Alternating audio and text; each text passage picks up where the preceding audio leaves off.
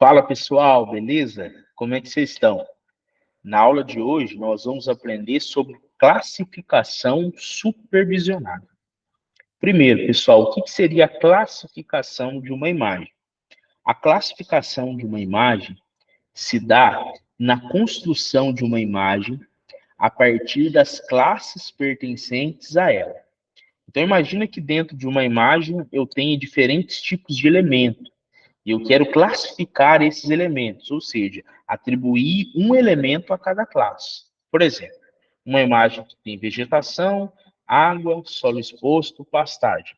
Eu posso definir cada elemento para uma única classe e pedir para que o programa classifique com base nas minhas amostras, que seria a nossa classificação supervisionada. Ou seja, eu supervisiono, eu dou amostras ao programa referente a cada classe e, em consequência, o algoritmo do programa replica para mim essa mesma amostragem em toda a minha imagem. É isso que nós vamos aprender a fazer hoje. Beleza? Então, olha só, vou compartilhar a minha tela com vocês, ok? Vocês vão estar visualizando aí o nosso QGIS, beleza? E a primeira coisa que nós vamos entender é que existem diferentes tipos de classe dentro da minha imagem. Eu consigo ver aqui uma água, por exemplo, até 2, 3, 4 tipos de água, né? Porque a gente vê uma coloração diferente. Então, eu posso classificar isso. Consigo ver, por exemplo, uma área urbana, consigo ver, por exemplo, um solo exposto, uma vegetação um pouco mais formada, um pouco mais densa, consigo ver uma vegetação também de uma outra qualidade, né? Então, existem diversas classes aqui dentro da minha imagem, ok? Então, basta eu definir o que eu quero estudar, quais classes eu possuo, ok? E quais, claro, eu quero determinar dentro do meu mapa, para que eu possa efetuar a classificação. Então, vamos começar. Primeira coisa que a gente faz, pessoal, é instalar o plugin ou o complemento que nos auxilia a fazer a classificação. Que complemento é esse? Nós chamamos ele de SCP, ok? Então, você vai vir aqui em complementos, gerenciar complementos, ok? E vai escrever aqui em cima, ó, SCP. Vai aparecer aqui SCP plugin. Você vem em instalar complemento. Uma vez que você instalou o complemento, ele vai aparecer aqui para você. Basta você habilitá-lo, ok? Como eu estou fazendo aqui, ó, eu estou habilitando. E vai aparecer para mim algumas ferramentas aqui na minha área de trabalho. Posso fechar e ok. Basicamente, o procedimento nosso é, como se trata de uma classificação supervisionada, nós vamos treinar algumas amostras, vamos atribuir essas amostras a cada classe e depois vamos mandar o programa fazer o processamento. Legal? Então, primeira coisa, coletar as amostras. Ó, vou até retirar ele daqui para a gente ver melhor. Então, eu venho aqui, ó, em Training Input, ok? Nessa aba que nós chamamos MCID, ela representa o ID ou o número de cada amostra, ok? E o CID de cada unidade amostral, beleza? Então, eu posso dizer que a minha primeira amostra aqui é a vegetação, ok? Eu vou chamar aqui de vegetação densa, tá? E vou colocar aqui também como vegetação densa, ok? O que nós vamos fazer para treinar essas amostras? Nós vamos clicar nesse botão aqui, vamos vir sobre aquilo que eu entendo que é vegetação densa, por exemplo, isso aqui, ó, cliquei, botão direito vai fechar o meu polígono e eu vou clicar nesse botão aqui, ó, para eu salvar esse arquivo. Ou seja, eu estou salvando a amostra e estou atribuindo a minha classe. Beleza?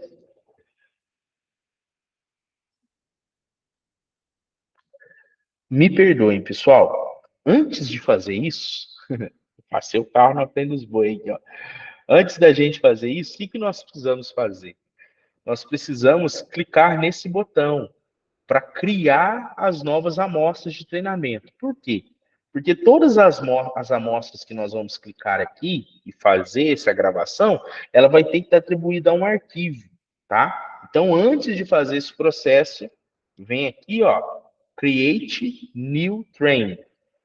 Cliquei aqui, eu posso dar um nome para essas amostras, por exemplo, amostras São Borja, salvar, e imediatamente ele vai criar um endereço aqui para mim. Agora sim eu posso clicar nesse botão e ele vai atribuir essa amostra a esse arquivo. Beleza? Sem isso a gente não consegue andar para frente aí. Tá?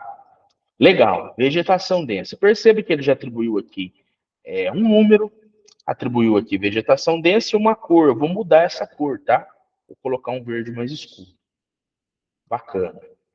O ideal é que a gente colete o maior número de amostras possível.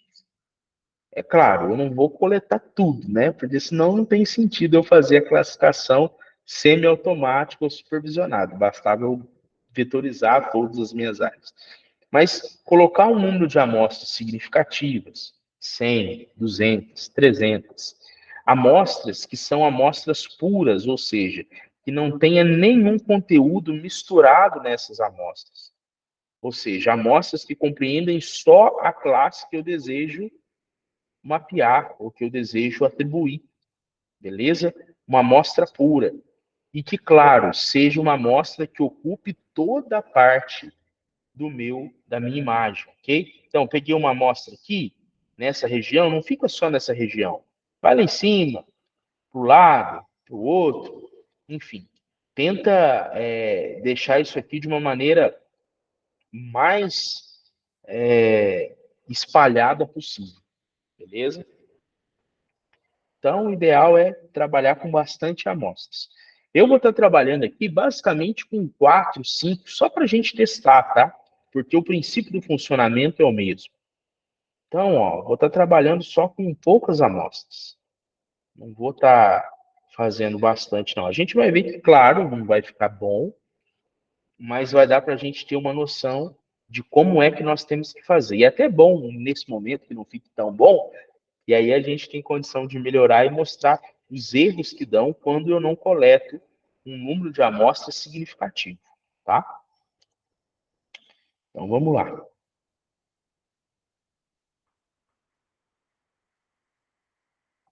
Show de bola, pessoal. Então nós temos aqui 1, 2, 3, 4, 5 amostras. É pouco, mas para a gente trabalhar aqui, tá ok. Vou pegar também algumas amostras de água, tá? Para isso, então, eu tenho que mudar o meu ID aqui, ok? Esse MCID, e colocar aqui, água. E vou, claro, colocar aqui como água também. Beleza. Agora sim, uma vez que eu determinei isso aqui, ó, a minha água, eu posso salvar e automaticamente ele vai criar para mim uma outra classe. Então, ó, já criou aqui a classe água, que vou mudar a cor da água, vou colocar aqui um azul mais claro, bacana, e vou coletar as amostras também referente à água. A gente percebe que existem 2, até 3 tipos de água diferente, ou seja, não de águas diferentes, né? Esse termo às vezes é gasto, mas existem composições de águas diferentes. Uma água mais barrenta, uma água um pouco mais limpa. Eu poderia também fazer essa diferenciação, tá? Não teria problema. Beleza? Eu poderia e deveria fazer essa diferenciação. Mas aqui, só para a gente encurtar o espaço da aula, tá?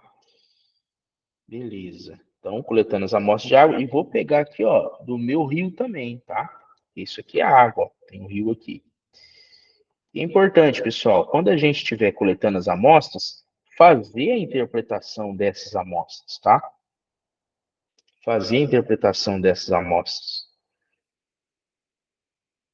Tomar o cuidado para coletar amostras puras, né, densificadas, não de um lugar só, isso tudo faz muita diferença, ok?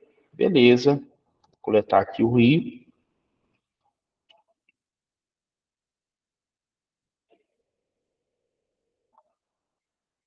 Vou coletar aqui, ó, mais duas. Eu vou coletar uma aqui, ó, de vegetação baixa. Vou chamar de vegetação baixa. Ou melhor do que vegetação baixa, vegetação 2, tá? Por que vegetação 2? Porque nós não temos condição de definir que ela é baixa ou ela é alta, né? Mas que ela é diferente dessa vegetação densa, tá? Então, ó, e a gente pode e deve utilizar de todas as imagens para estar identificando, ó, a gente sabe que isso aqui é uma vegetação, mas que não é uma vegetação igual essa aqui, né? Então, ó, a hora que eu coloco aqui, ó, eu vejo que tem uma coloração diferente, beleza? É um tipo de vegetação, mas é uma vegetação diferente. Vou clicar aqui, seria a vegetação 2 para nós.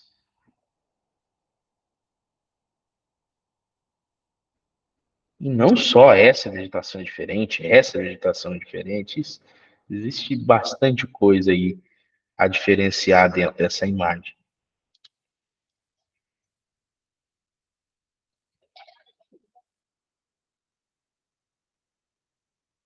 Beleza, show de bola. Vou pegar mais uma vegetação aqui, ó. Essa aqui, por exemplo, ela tem a mesma cara daquela lá, uma vegetação um pouco mais clara, mais uma vegetação, beleza? Então, ó, bacana isso aqui.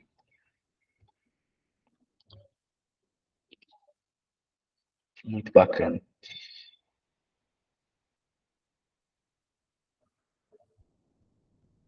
Beleza. Vou pegar uma outra aqui também, ó. Show de bola.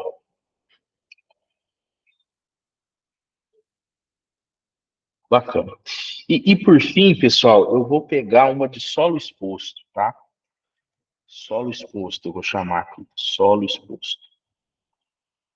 A imagem não tem uma resolução perfeita para que a gente consiga definir tudo muito bem, mas a gente consegue interpretar algumas coisas. Como, por exemplo, ó, essa área aqui bem branca aqui, ó, ela tá com cara de solo exposto. Uma área, né, parece um solo, beleza? Essas áreas mais esbranquiçadas aqui, ó, parece um solo exposto, né? Parece um solo exposto, uma vegetação bem rala, né? Bem, quase que somente o solo. Então, vou colocar aqui como solo exposto, beleza? Vegetação 2 e solo exposto, pessoal. Então, a gente já vai criar para nós uma outra classe chamada solo exposto. Legal. Ó, o solo exposto, ele está colocando como roxo, eu não quero, eu quero como marrom, tá? Então, é só dar dois cliques aqui. E a vegetação 2 eu quero um verde um pouco mais clarinho também. Ok, beleza. Vou continuar aqui trabalhando para achar o solo exposto. Que seriam esses caras aqui, eu creio, ó.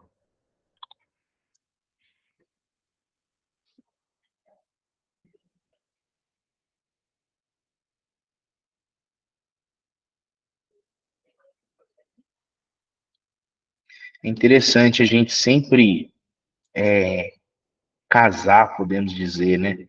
Essa leitura de imagem RGB com as imagens que a gente tem do infravermelho, que aí a gente consegue evidenciar algumas questões, tá? Se há, por exemplo, a vegetação ou não, né? Lembrando que a vegetação aqui, ela tende a ficar vermelha, né? Então, tudo aquilo que está mais esbranquiçado realmente é uma ausência de vegetação, algo mais próximo ao solo. Isso ajuda a gente a identificar melhor as imagens, né? A gente consegue fazer uma interpretação. E eu ouso dizer, pessoal, que a interpretação é a alma do negócio, tá? vezes a gente fica muito preocupado com os métodos e como que a gente vai fazer. Eu penso que isso é algo que não deve trazer preocupação para nós, tá? Olha só, pessoal, tá vendo essa amostra aqui? Ela não é uma amostra pura, tá? Por quê? Porque eu coloquei outra coisa que não era dela aqui. Então a gente sempre tem que fazer com muito cuidado, tá? Então o que que eu vou fazer? Eu vou, ó, salvá-la, mas depois eu vou apagar essa amostra. Então, ó, a última do solo exposto. Qual que é a última do solo exposto? Essa aqui, ó. Então, o que eu vou fazer? Vou vir aqui, ó, e vou apagar ela, deletar. Yes. Olha lá, deletou. Agora sim, eu coleto o solo com precisão e atribuo aqui a imagem. Beleza? Show de bola, pessoal. Algumas amostras vai daí, tá? Por que que vai daí, professor? Por causa da quantidade de amostras, tá? São poucas, né, para muitos segmentos aqui que a gente tem, beleza? Se eu quiser voltar, por exemplo, a fazer, professor, eu quero fazer mais amostra de água, tudo bem. Só vem aqui, ó, e muda esse cara aqui, ó, água, beleza? Coloca aqui água embaixo também, ok? E pode agora, ó, fazer uma vetorização aqui, um polígono, e salvar aqui e vai atribuir diretamente à classe água, tá? Não tem problema. Então, pode fazer quantas amostras você puder. Legal. Uma vez que a gente tem as amostras, a gente tem condição, então, de falar para o programa. Olha, programa, você está entendendo? Esse cara, eles são água. Esse é vegetação densa. Esse é vegetação 2, que seria um outro tipo de vegetação. Esse é solo exposto. Diante desses parâmetros que eu estou te dando, por favor, identifica para mim o que que é solo exposto, o que que é água, de maneira agora automática no meu programa. Porque eu não quero ter o trabalho de classificar uma coisa por uma coisa. Tá? E depois, claro, a gente vai aprender a como validar essa classificação, que é através do índice capa, isso é coisa para a próxima aula, porque não adianta nada eu fazer algo e esse algo estiver errado. Tá? Então, a gente precisa validar também esse nosso trabalho. Legal. Como que a gente vai colocar para rodar isso aí agora? A gente vai vir aqui, ó, nesse ícone, vai clicar aqui, ele já vai abrir isso aqui para nós. Nós vamos em Event Processing. Perceba que existem diferentes tipos de classificadores e de métodos para se classificar uma imagem, tá? Nós vamos trabalhar aqui com Classification, ok? Nós vamos trabalhar banda 7 como número 1. Vamos usar o MCID, por quê? Porque nós queremos diferenciar as classes e não as amostras como classe, tá? Então a gente quer trabalhar com esse cara aqui. Vamos trabalhar, por exemplo, com o máximo verossemelhança. Esse é um bom algoritmo, tá? Posso trabalhar com mínima distância. Aqui eu tenho limiares, tá? Esse threshold aqui. Ou seja, que são parâmetros que eu insiro. Então a gente vai ver que se a gente fazer com um algoritmo, com outro algoritmo, dá diferença, ok? E com limiares diferentes também a gente tem diferença. Então, basicamente, a gente consegue orientar dessa forma. Vou trabalhar com o máximo verossemelhança, tá? E vou manter aqui o limiar em 0. Vou clicar em Run, para ele rodar, e ele já vai pedir para mim inserir o nome para o arquivo que ele vai confeccionar. Eu vou chamar aqui de classificação São Borja, ok? Salvar, e ele vai estar rodando e fazendo aí o processamento dessa imagem para mim. Quando ele terminar, normalmente ele apita e a gente segue trabalhando, tá?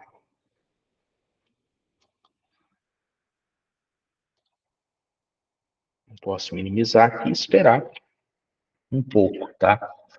Normalmente ele demora um pouquinho, mas Nada muito grande, talvez uns 2, 3 minutos, claro, vai depender do seu computador, beleza?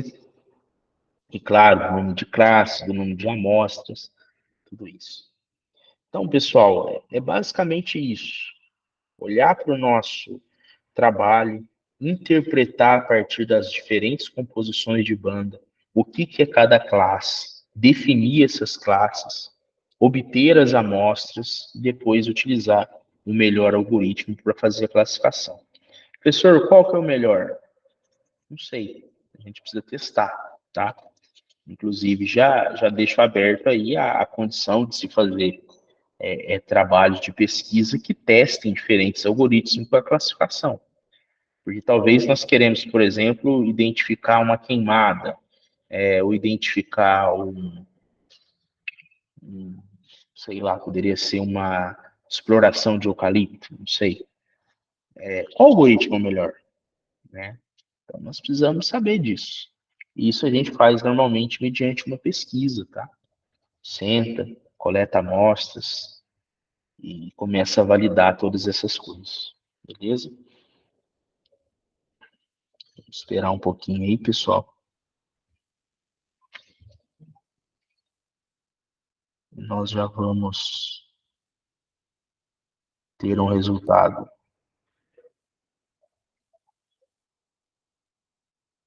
Legal, pessoal. Já fez, olha, a classificação para nós. Muito bom. Ó, vou colocar de lado aqui, ó. Olha só que mapa bonito. Meu Deus do céu. Muito legal, né? Ele fez a classificação, classificou aqui ó, alguns lugares de água, vegetação um pouco mais densa, solo exposto, vegetação mais baixa. O rio aqui ficou bacana. E aí, o que que nós vamos fazer agora? Vamos olhar, né, se condiz, né, com aquilo que a gente espera, né? Então, nós temos aqui, por exemplo, o rio. Será que o rio ficou no rio? Ficou. Né? Será que aqui apresentou a vegetação densa que a gente sabe que tem? Apresentou, legal. Aqui ele classificou, às vezes, alguma coisa que é como solo exposto, que não é, pode acontecer, ok? Aqui a gente entende que é para nós uma vegetação um pouco mais baixa, ele classificou um pouco mais como solo exposto, né? Então, assim, a gente tem alguns erros, tá? Que a gente percebe, mas de maneira geral a gente tem um bom resultado. E claro, nós estamos trabalhando com pouca amostra, pessoal, né? E diferenciando pouco também os nossos estudos. A gente poderia melhorar bem isso aqui, ó. Que a gente vê aqui diferentes tipos de vegetação, né? Então, muito interessante. Mas de maneira geral, ele até que fez uma boa classificação. E a partir disso aqui, nós vamos validar essas amostras, ok? Através de matriz confusão, índice kappa. E aí nós podemos depois quantificar quais são os valores em metros que nós temos aqui, ó, de solo exposto, de vegetação, ok? De vegetação densa, de água. E aí a gente pode analisar, por exemplo, diferentes tipos de imagem em anos diferentes para ver essa evolução. Isso aqui é fantástico, tá? Então, o sensoriamento remoto, ele traz uma aplicação significativa para nós. Beleza? Pessoal, é isso, tá? Nossa aula de hoje. Próxima aula a gente dá continuidade nesse assunto e fica para nós exercitar, ok? QGIS, sensoriamento remoto, processamento de imagens orbitais, é exercício da disciplina, beleza? Do mais é isso, muito obrigado e até a próxima.